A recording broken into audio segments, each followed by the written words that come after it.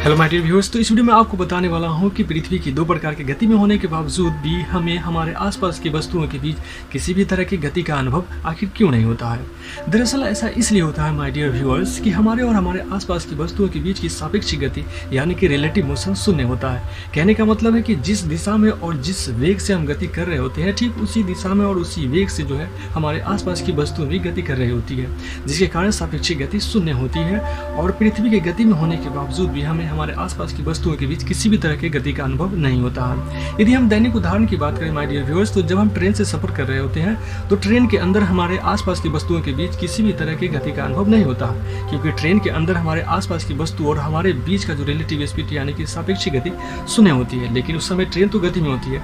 ठीक वैसा ही संबंध पृथ्वी के केस में होता है कि पृथ्वी गति कर रही होती है, लेकिन हमारे और हमारे आसपास की वस्तुओं के बीच की सापेक्षिक गति शून्य होने के कारण हमें किसी भी तरह की गति का अनुभव नहीं होता है। यदि हम पृथ्वी की गति की बात करें माय डियर व्यूअर्स, तो पृथ्वी दो प्रकार की गति करती है, एक आपका दैनिक गति और दूसरा आपका वार्षिक गति होती है। दैनिक गति कहने का मतलब है कि पृथ्वी अपने अक्ष पर जिस वेग से गति करती है उसे दैनिक गति कहते हैं। अगर दैनिक गति की बात करें पृथ्वी की, तो पृथ्वी की दैनिक गति 1610 किलोमीटर प्रति घंटा होती है और इसी गति के कारण दिन रात होते हैं माय डियर व्यूअर्स।